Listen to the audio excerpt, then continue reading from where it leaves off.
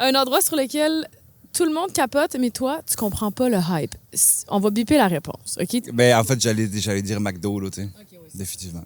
Eux, on peut les throw under the bus. tu peux pas le couper, McDo, comme... C'est le seul qu'on va révéler.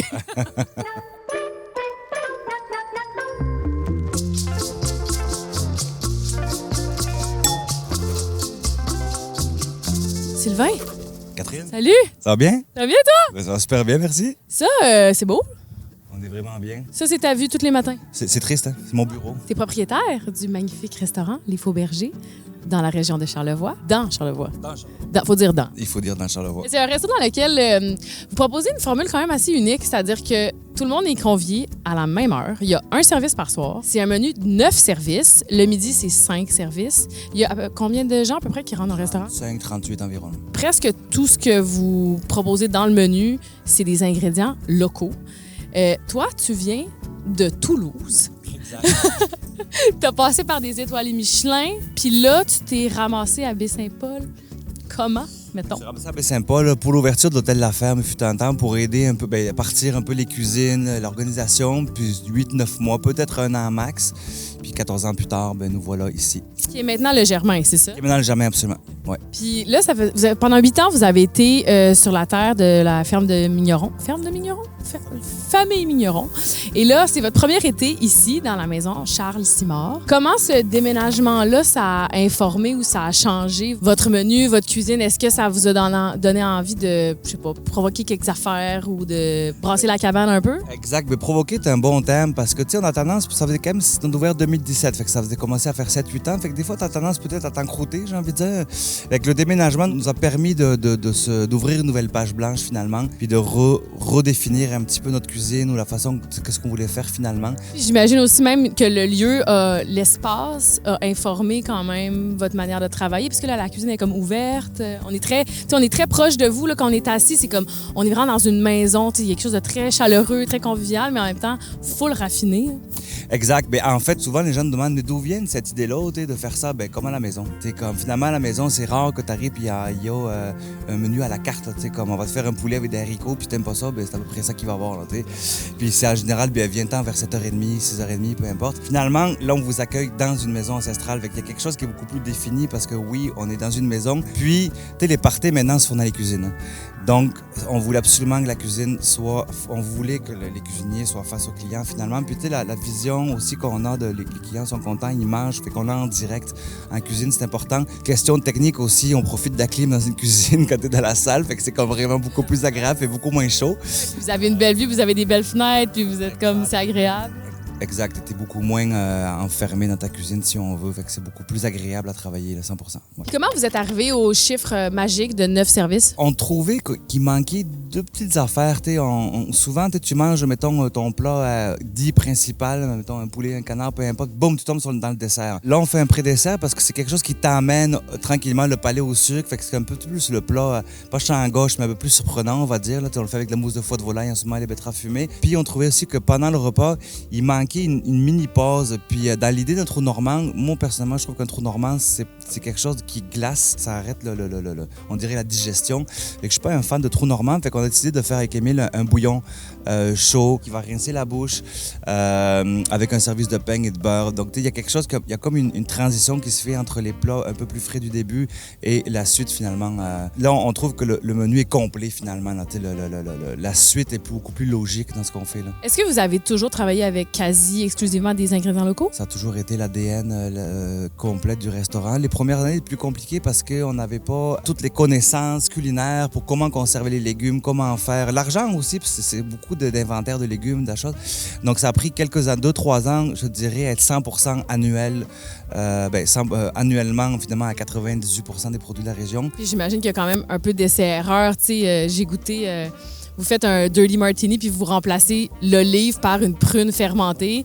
Mais tu sais, ça, j'imagine que ça a quand même pris quelques tests. Là. Vous n'êtes pas levé un matin puis la prune était fermentée puis hop, ça va remplacer l'olive. Non, exact. Tu sais, il y a quelques tests naturellement qui doivent se faire pour voir si c'est pas trop champ gauche aussi parce qu'on veut pas remplacer, on veut juste donner une autre option. Si tu bois pas d'alcool, on remplace pas l'alcool, on donne d'autres options. Fait qu'un peu pareil, il n'y a pas d'olive, mais on a quand même une prune qui est fermentée finalement dans l'idée d'une olive avec un peu de sel. Fait que il y a quelque chose qui se rapproche beaucoup plus gros aussi, c'est le fun à croquer dedans, un peu salé. C'est vraiment bon. Moi, je voulais qu'on mette un petit pot au milieu de la table. J'aurais mangé ça comme des chips. Tu es aussi propriétaire de la Buvette Gentille, qui est située au centre-ville. Au centre-village, ouais. Au centre-village? Qu'est-ce que vous proposez comme menu là-bas versus ici? Ben, écoute, même mentalité, je dirais, dans la qualité des vins, de la nourriture, c'est vraiment la même ADN, j'ai envie de te dire. On est plus un menu, entre guillemets, j'aime pas le terme, mais à l'ardoise, tu sais. Donc, on proposait 7-8 plats, 9 plats. Puis l'idée, c'est si tu viens à deux, tu vas prendre 5-6 plats qui sont entre des entrées puis des plats, si tu veux. Tu vas partager avec ton chum, avec ta blonde, tes amis, tu sais. Puis le but, c'est de choisir le maximum de plats. Un peu plus abordable en termes de prix également. Quelque chose de plus casual aussi dans le service. Tu sais, au Fauberger, malgré le fait que c'est un neuf service, je pense que de l'extérieur, ça peut avoir l'air imposant ou intimidant, mais il y a quelque chose de, encore une fois, très convivial puis très chaleureux par le fait que il y a comme une forme d'éducation là, dans le service au sens où tu nous parles vraiment des plats et des trucs qu'on va manger puis d'où ça provient. Est-ce que c'est quelque chose qui t'habite depuis longtemps, cette idée-là de, je veux pas dire éduquer le client, mais un peu? C'est un petit peu une forme d'éducation sans tomber dans le côté pédant, mais c'est surtout comme une remise en question si on est capable de dire acheter local, c'est possible de bien manger. Évidemment, on a des techniques qui vont avec, mais tu sais, le légume, quand il est fraîchement cueilli, fraîchement ramassé, tu sais, il est délicieux juste comme ça avec un petit peu de sel finalement. On est un service casual finalement. Notre service peut paraître un peu imposant, mais on n'est pas dans les gants blancs. On est très, très relax dans le service, tu l'as vu. Là. Donc, définitivement, là, c'est abordable au niveau du côté casual de la chose.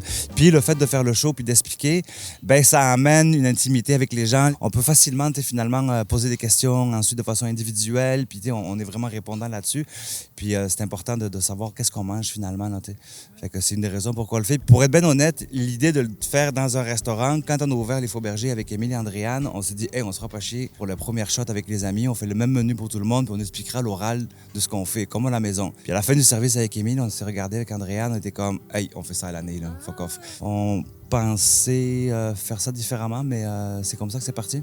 Ça marche le feu de Dieu, j'ai envie de te dire. Hey, on est rendu aux questions à rafale. Le producteur charlevoisien ou la productrice charlevoisienne dont tu ne pourrais plus jamais te passer. Les viandes bio, définitivement. Donc, producteurs et productrices, Damien, Natacha, Elsa, Alex, Félix. T'sais. Un ingrédient local que tout le monde sous-estime. Caplan, ce petit poisson que tu as mangé, là, qui est si délicieux. On pense qu'on peut rien faire avec, là, mais dans Charlevoix, les gens le savent, là, mais c'est vraiment délicieux. Un beau petit poisson blanc, vraiment le fun. Meilleur resto pour une première date. Là, on va dans des adresses. Ça peut être ici, ça peut être ailleurs, ça peut être un resto que tu as visité à travers le monde, comme You Do You. Là. J'en ai parlé il n'y a pas si longtemps avec un client, puis j'ai dit la Buvette Gentille, c'est parfait pour une première date. C'est vendu, c'est parfait. En fait, j'aime les petits spots pour des premières dates. Je pense que c'est ça que ça prend, là, quelque chose de petit. Puis c'est pas trop long non plus à Buvette. Là, fait que si la date, ça se passe pas bien, tu peux vite prendre ton temps. Fauberger va pas aller en première date. Sois sûr de ta shot, puis ça va être long. Là. Plus là pour la demande en mariage. Ouais, exact. Avez-vous déjà eu des demandes en mariage? On n'en a jamais eu. Non? On n'en a jamais eu, mais pas à ce que je sache en tout cas. Ton fast-food de choix, c'est quoi? Chez Mag. Café ou matcha? De l'eau. Oh, aucun des deux! Moi, je bois de l'eau ou du vin. Tu manges ta poutine garnie ou nature? Hey, mais là, l'autre fois, tu m'as parlé d'une poutine. Parle-moi de ta poutine spéciale. Poutine au croton. On a commencé à faire ça avec à la cabane à sucre qu'on fait au Fauberger au mois d'avril. Tu prends des frites. Ou là, on fait des patates en carré, des patates en cube. Finalement, on les frit, on coule les crotons chauds. Ouais, c'est ça l'eau. Un petit peu de fromage frais de la laiterie, fraîchement frais du matin. Un petit peu de graines de moutarde et voilà. À minuit, 1h, là, ça le fait. Là. Je rêve. Ta manière préférée de manger des œufs? Mollet. Croissant ou chocolatine? Chocolatine, je viens du Sud. Un plat français ou toulousien qui te manque? Les demoiselles, probablement que c'est quelque chose que vous connaissez pas, mais tu sais, du canard, en fait. Quand le canard, il est complètement désossé, qu'il n'y a plus de cuisse, il n'y a plus de magret, qu'il reste juste la carcasse, tu le mets à cuire dans du gras de canard, puis là, tu viens ronger tes os, et tu mets ça à l'apéro sur la table, puis là, tout le monde gruge là-dedans. C'est un peu animal, là. C'est quelque chose qu'on retrouve pas au Québec, pour des raisons que je sais pas, mais c'est très sud-ouest, campagne de la France, là. Wow! Très Obélix, là. Qu'est-ce qui te turn off le plus dans un restaurant? La propreté, ou la saleté, en fait. Qu'est-ce que tu pourrais manger matin, midi, soir? Du fromage. Si tu pouvais inviter n'importe qui à manger ici, ce serait qui et pourquoi? Ben, grand-père, parce que je les ai jamais connus. Fait que n'importe qui, j'aurais le droit. Si tu pouvais faire un pop-up avec un ou une chef, ce serait qui? Un des chefs qui m'a le plus, pas vraiment marqué, parce qu'en fait, je n'ai jamais travaillé avec, mais ce serait définitivement Michel Brasse, pour ceux qui le connaissent, qui est d'un calme absolu, puis qui a une cuisine très précise, qui me rejoint beaucoup finalement. Fait que j'aimerais ça, juste chiller avec lui, puis faire un petit pop-up bien relax, là, ça serait le fun. Ouais. Une ville dans le monde où tu n'es pas encore allé qui est sur ta bucket list gastronomique. J'en ai plein, là, mais s'il faut que je m'arrête sur une, j'irai à Istanbul. Pourquoi? Parce que je suis jamais allé, très belle ville certainement, en fait c'est sûr, selon ce qu'on voit. Mais les épices, les pistaches, le côté coloré des choses, c'est toutes des choses qu'on n'a pas ici, qui me manquent un petit peu au Québec. Là, non, on a les épices boréales fines, mais il nous manque un petit peu. Des saveurs explosives. On fait un peu de safran. On fait du safran qui est délicieux. Meilleur plat que tu as mangé dans ta vie? Il y a une ville qui s'appelle Daly City, qui est à côté de San Francisco. C'est 800 000 personnes, puis 750 000 Chinois. Beaucoup de restaurants chinois. Tout écrit en chinois, ça parle chinois. C'est comme, on est quasiment en Chine, j'ai envie de dire. Puis un restaurant qui s'appelle Koi Palace. 300 places assises, t'amènes ton vin, ils servent du vin. C'était un peu tout croche. Les poissons vivants, ils ramassent ça, mais ils font le peking duck croustillant, glacé. Ils arrivent dans les pains, les cuisses sont confites avec les petits légumes marinés à côté, le magret ou la poitrine, en fait, avec la peau croustillante dessus. Je suis arrivé, puis je savais pas trop à quoi m'attendre. Quelqu'un m'a dit, hey, mange ça, c'est vraiment malade ici, mais c'est pas une personne qui mange vraiment beaucoup bien dans la vie. Fait que j'étais comme à voir, puis j'en revenais juste pas. Fait que j'y reviendrai demain définitivement. Là. Le nom Faux Berger, ça vient d'où? Il y avait un berger qui était Tommy, puis nous on était comme on est vraiment pas des bergers, on prend le mouton puis on le met sur la grille finalement, fait que on est comme on est plus des faux bergers. On s'est réveillé avec ça puis on est comme crime, ça marche. Ouais, puis pour la petite histoire, Faux Berger ça a resté, ça a passé le test, puis on est vraiment contents. Mais après 2 mois, des gens qui ont des problèmes de lecture, ils ont faux burgers, des faux burgers. Emile, on s'est regardé, on dit fuck, si tout le monde va confondre. Mais une dizaine de fois dans l'année, ça arrive, puis c'est très drôle, on en rigole, mais sur le coup, on a dit, on s'est vraiment trompé de nom, c'était pas bon, c'est pas bon, c'est pas bon. Finalement, ça va, finalement, il y a plus de gens qui savent lire qu'on pense. Là. Dieu merci. Fox Burger. Si le gouvernement créait un poste de premier ministre de la cuisine, quelle loi ferais-tu adopter en premier? Ouais, la perte alimentaire, là, c'est clair. C'est fini, on n'a plus le droit. Il faut trouver une façon de ou transformer, ou donner, ou... ouais.